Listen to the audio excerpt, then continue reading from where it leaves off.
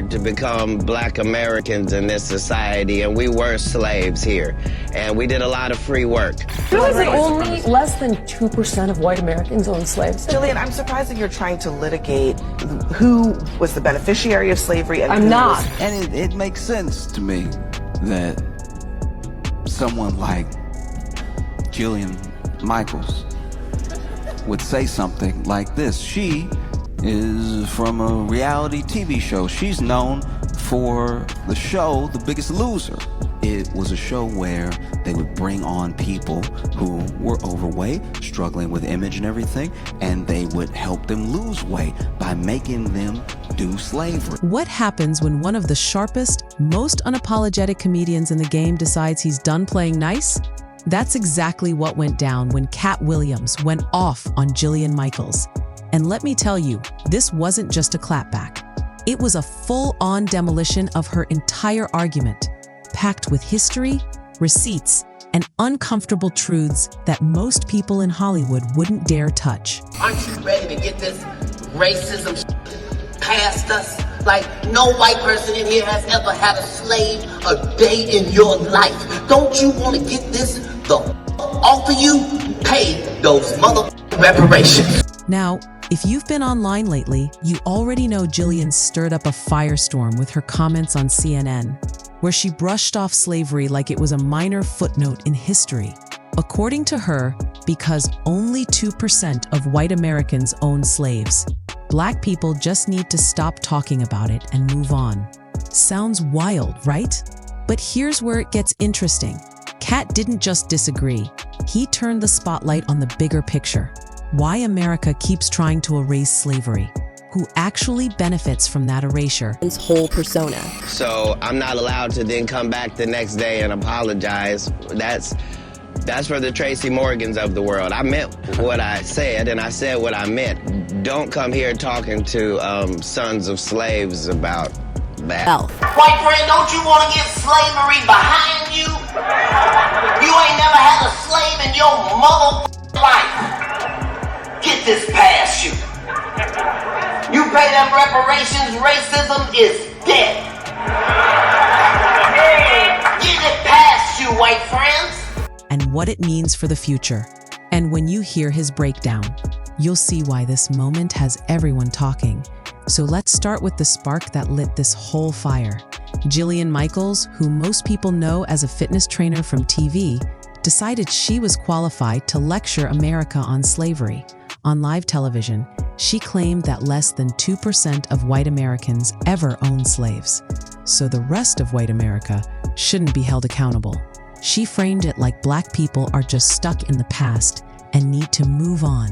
Now, this is the kind of talking point we've heard before. It's neat, simple, and completely misleading. They don't even talk about slavery in America, you know why? Because they don't want to give no credit to the people that got Black people out of slavery in the first place. They don't want them to get no shine. So they erased it from history. But I'll say it right here in front of the world.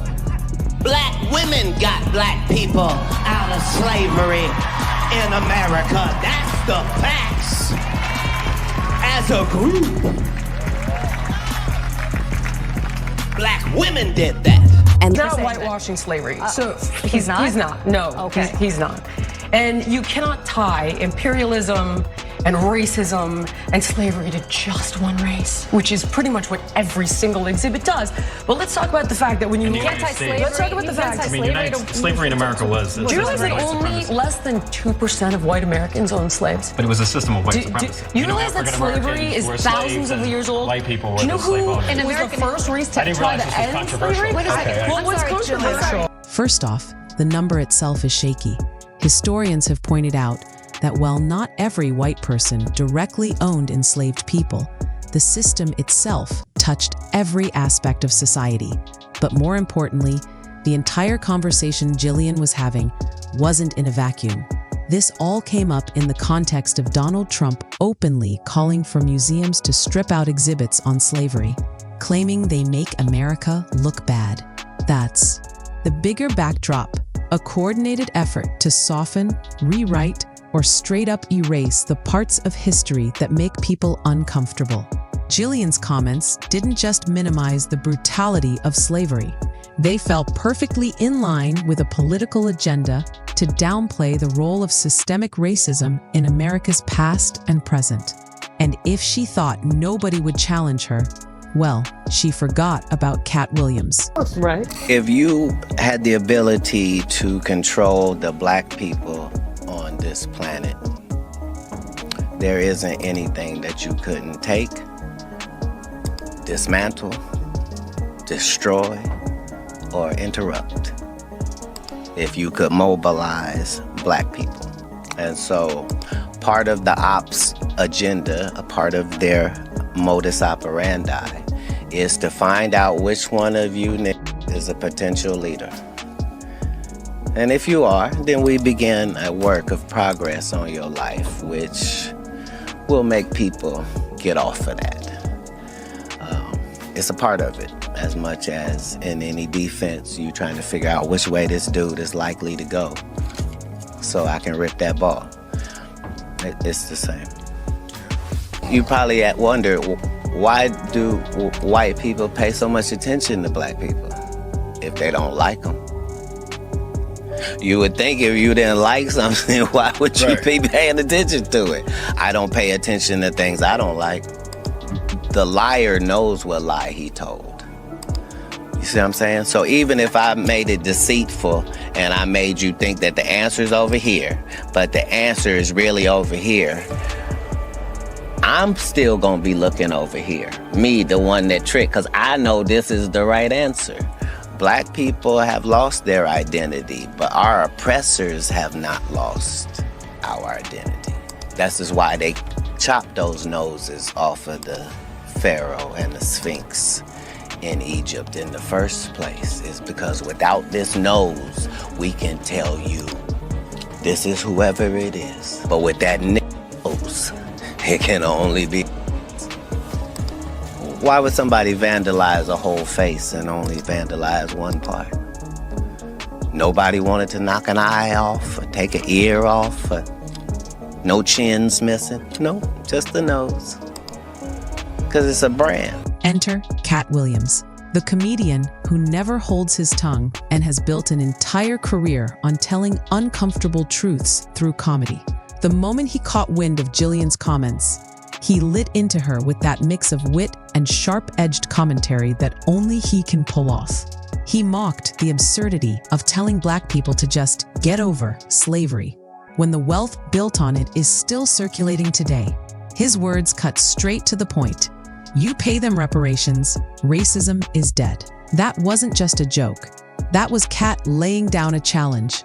He was saying if white Americans really want to move past slavery, then stop trying to erase it from memory, and instead pay the actual debt owed for centuries of stolen labor, stolen land, and stolen wealth. This is what makes Katt different from a lot of entertainers. African chattel slavery was unlike any other system of enslavement in history due to its permanence, racialization, and extreme dehumanization.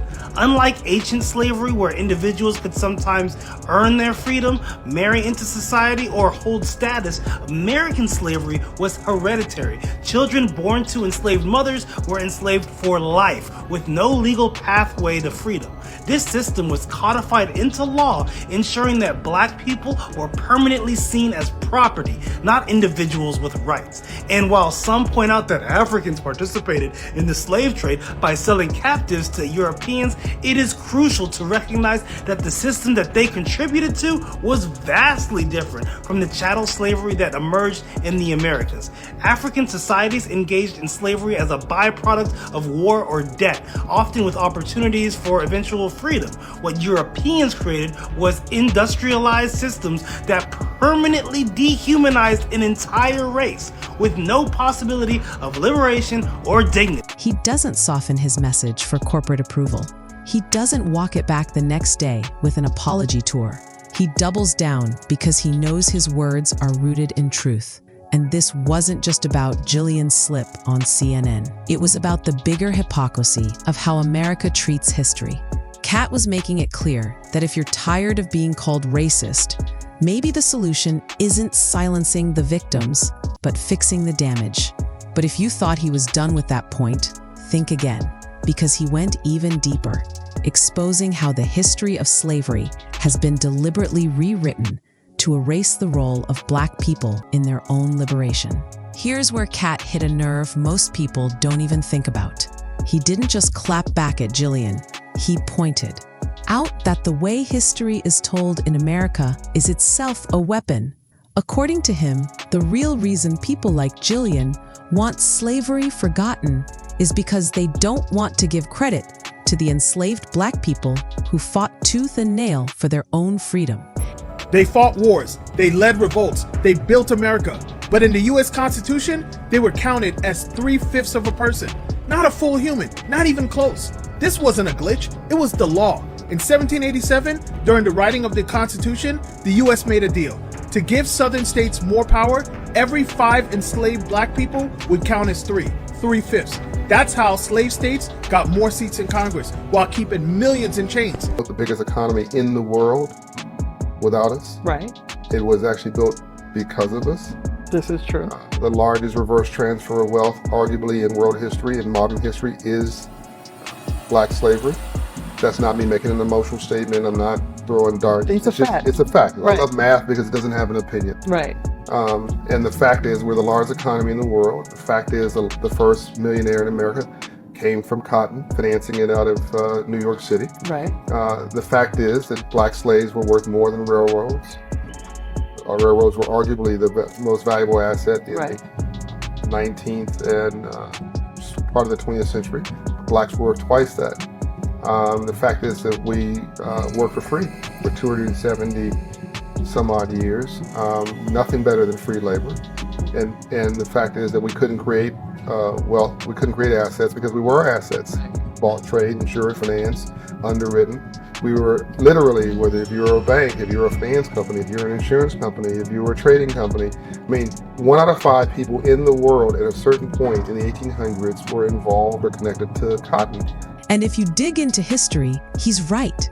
Too often we're told the story as if slavery ended out of the goodness of white people's hearts, like it was a gift handed down, instead of something ripped away by force. What gets erased are the countless rebellions, the escape networks, the day-to-day acts of resistance, and the leadership of enslaved men and women, especially Black women who refused to be broken. Katt flat out said it. Black women, as a group, played a central role in ending slavery in America. That's not something you hear in most school textbooks, but historians back it up. From leading revolts, to preserving culture, to demanding recognition in public spaces, Black women were key drivers of change. By erasing that part of the story, the narrative shifts. Instead of celebrating resilience and power, the story makes it seem like freedom was granted, not earned. And that distortion isn't harmless. It feeds directly into modern attempts to minimize racism. Because if slavery was just a minor blip, then the debt isn't that big, right? But if it was a centuries-long system that people fought and died to escape, then suddenly the conversation changes. And that's exactly why Katt said the erasure of history is about control. Let's connect the dots here. Around the same time Jillian was making her comments, Donald Trump was doubling down on his war against what he calls woke museums. He claimed the Smithsonian and other institutions spend too much time talking about slavery and racism, which in his mind makes the country look weak. In fact, he went as far as ordering his attorneys to start pushing museums to remove exhibits about slavery, literally instructing the government to rewrite history. Jillian echoed this line almost word for word on CNN, which is why Katt wasn't having it. He saw her comments as more than ignorance. He saw them as complicity in a much larger project. And here's the thing, erasing or minimizing history is one of the oldest tricks in the book when it comes to maintaining power. If you erase the pain, you erase the debt. If you erase the debt, you erase the obligation to repair. Suddenly, slavery becomes something that happened a long time ago, instead of the foundation of America's wealth. Jillian defending this perspective wasn't just offensive, it was dangerous. Because once you normalize rewriting history, it opens the door to repeating it. And Katt knew that. He made sure to connect her words, not just to her own ignorance, but to a nationwide movement trying to sanitize the past for political gain. But here's the kicker. Even if you accept Jillian's 2% statistic at face value, her entire argument falls apart when you look at the bigger picture. This is where Katt's receipts really shine. Jillian tried to make it sound like slavery was just a few bad apples, less than 2% of white people. But the truth is, slavery wasn't just about individual ownership. It was an entire system that propped up the American economy from top to bottom. Cotton was the backbone of U.S. exports by the mid-1800s. And guess who picked that cotton? Enslaved Black people. That money didn't stay on plantations. It built northern banks, shipping companies, and textile factories. In other words, the whole country was cashing in. Even poor white families who didn't own slaves still benefited. They weren't the ones being whipped, sold, or hunted down. They could vote, own land, and get jobs. Their privilege existed precisely because of the system of slavery, whether they were direct participants or not. And here's the part Jillian left out. It wasn't just economic. Slavery was written into the laws of the land. From the 3/5 Compromise to the Fugitive Slave Act, the U.S. government didn't just allow slavery, it protected it. That means every white citizen, whether rich or poor, gained from a society designed to keep Black people at the bottom. So when Jillian shrugs and says only a small percentage owns slaves, it's a deflection. The reality is, the entire system was built to benefit whiteness as a whole. And that benefit didn't just disappear when slavery ended. It got passed down. Here's the part that stings the most. Even after slavery ended, the profits didn't vanish into thin air. Families who owned plantations kept their land. Banks that financed slavery kept their wealth. Insurance companies that underwrote enslaved people kept collecting premiums. That money rolled over into the next generation, and the next, and the next. Meanwhile, newly freed Black families started at zero, actually less than zero. Because not only did they not receive land or reparations, but every attempt they made to build wealth was systematically crushed. Take Black Wall Street in Tulsa, Oklahoma. In the early 1900s, Black entrepreneurs built thriving banks, businesses, and communities. They proved they could create wealth without handouts. But in 1921, white mobs, backed by local authorities, bombed the neighborhood from the sky and burned it to the ground. Hundreds were killed. Thousands were left homeless. Millions in Black wealth disappeared overnight. And that wasn't an isolated case. From Wilmington to Rosewood to countless smaller towns, Black prosperity was met with violence and destruction. So when Jillian says, "Stop blaming white people," she's ignoring the fact that the very roads, schools, and corporations that define America were literally built on the backs of enslaved labor. That wealth didn't just build America once. It keeps reproducing itself through generational inheritance. And Black communities were locked out of that cycle by law and by violence. That's why Katt's point about reparations wasn't just symbolic. It was about acknowledging the ongoing economic divide that started with slavery and never ended. Now here's where Katt really flipped the script. He argued that all this forget slavery talk is more than ignorance. It's a distraction tactic. Think about it. If you convince people that slavery wasn't that bad or that it's ancient history, then you prevent Black communities from uniting around the truth of what really happened. And if there's no unity, there's no power. Katt even went as far as saying that one of the strategies of oppression is to identify potential leaders in the Black community and target them early, disrupting their lives so they can't rise up. That might sound dramatic to some, but history backs it up.